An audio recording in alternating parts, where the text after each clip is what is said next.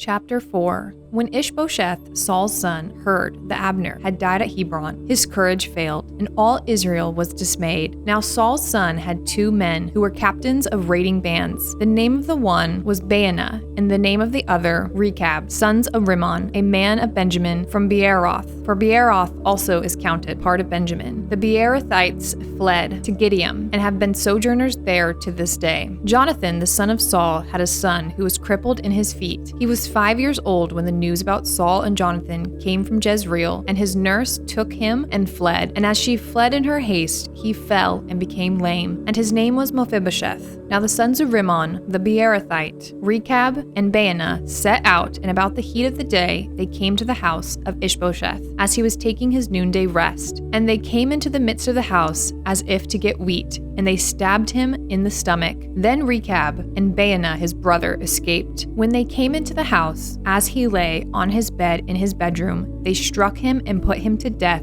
and beheaded him. They took his head and went by the way of the Arabah all night, and brought the head of Ishbosheth to David at Hebron. And they said to the king, "Here is the head of Ishbosheth, the son of Saul, your enemy, who sought your life. The Lord has avenged my lord, the king, this day on Saul and on his offspring." But David answered Rechab and Baanah his brother, the sons of Rimmon, the Beerothite, "As the Lord lives, who has redeemed my life out of every adversary, when one told me, 'Behold, Saul is dead,' and thought he was bringing good news, I seized him and killed him at Ziklag, which was the reward I gave him for his news. How much more, when wicked men have killed a righteous man in his own house on his bed, shall I not now require his blood at your hand and destroy you from the earth?" And David commanded his young men, and they killed them, and cut off their hands and feet, and hanged them beside the pool at Hebron. But they took the head of Ishbosheth and buried it in the tomb of Abner at Hebron. Chapter 5.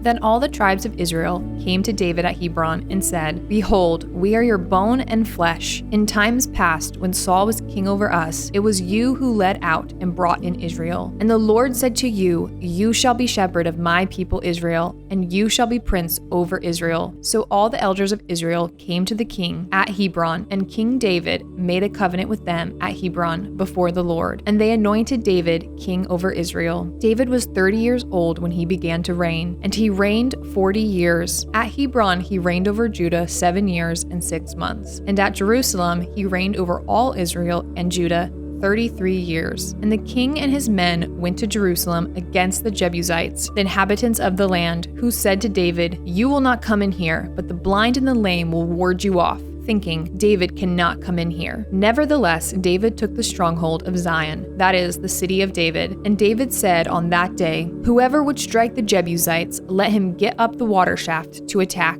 the lame and the blind, who are hated by David's soul." Therefore it is said, "The blind and the lame shall not come into the house." And David lived in the stronghold and called it the city of David. And David built the city all around, from the Millo inward. And David became greater and greater, for the Lord, the God of hosts, was with him. And Hiram, king of Tyre, sent messengers to David, and cedar trees, also carpenters and masons who built David a house. And David knew that the Lord had established him king over Israel, and that he had exalted his kingdom for the sake of his people Israel. And David took more concubines and wives from Jerusalem after he came from Hebron, and more sons and daughters were born to David. And these are the names of those who were born to him in Jerusalem: Shemua, Shobab, Nathan, Solomon, Ibhar, Elishua, Nepheg, Japhiah, Elishama, Eliada, and Eliphalet. When the Philistines heard that David had been anointed king over Israel, all the Philistines went up to search for David. But David heard of it and went down to the stronghold. Now the Philistines had come and spread out in the valley of Rephaim. And David inquired of the Lord, "Shall I go up against the Philistines? Will you give them into my hand?" And the Lord said to David,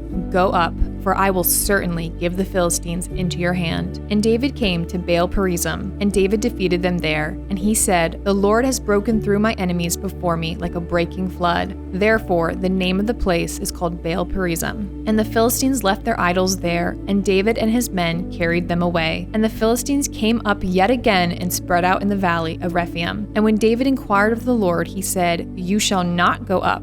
Go around to their rear and come against them opposite the balsam trees. And when you hear the sound of marching in the tops of the balsam trees, then rouse yourself, for then the Lord has gone out before you to strike down the army of the Philistines." And David did as the Lord commanded him, and struck down the Philistines from Geba to Gezer. Chapter 6. David again gathered all the chosen men of Israel, 30,000. And David arose and went with all the people who were with him from Baal-e-Judah to bring up from there the ark of God, which is called by the name of the Lord of hosts, who sits enthroned on the cherubim. And they carried the ark of God on a new cart and brought it out of the house of Abinadab, which was on the hill. And Uzzah and Ahio, the sons of Abinadab, were driving the new cart with the ark of God, and Ahio went before the ark. And David and all the house of Israel were celebrating before the Lord with songs and lyres and harps and tambourines and castanets and cymbals. And when they came to the threshing floor of Nacon, Uzzah put out his hand to the ark of God and took hold of it, for the oxen stumbled. And the anger of the Lord was kindled against Uzzah, and God struck him down there because of his error, and he died there beside the ark of God. And David was angry because the Lord had broken out against Uzzah, and that place is called Perez Uzzah to this day.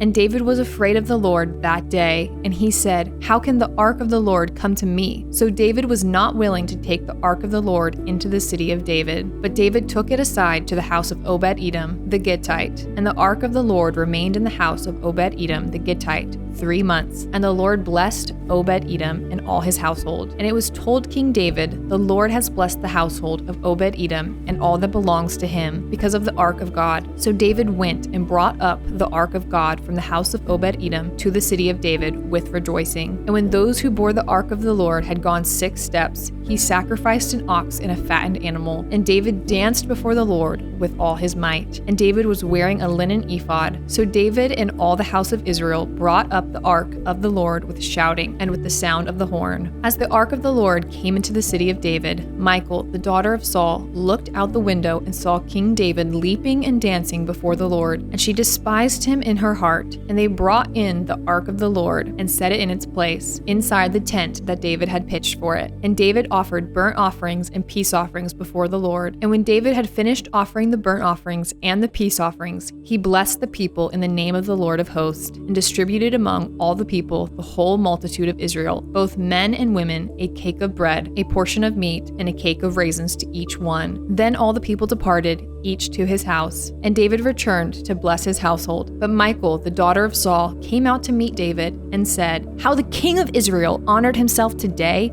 uncovering himself today before the eyes of his servants, female servants, as one of the vulgar fellows shamelessly uncovers himself." And David said to Michal, "It was before the Lord, who chose me above your father and above all his house, to appoint me as prince over Israel, the people of the Lord. And I will celebrate before the Lord. I will make myself yet more contemptible than this, and I will be abased in your eyes. But by the female servants of whom you have spoken, by them I shall be held in honor." And Michal, the daughter of Saul, had no children to the day of her death.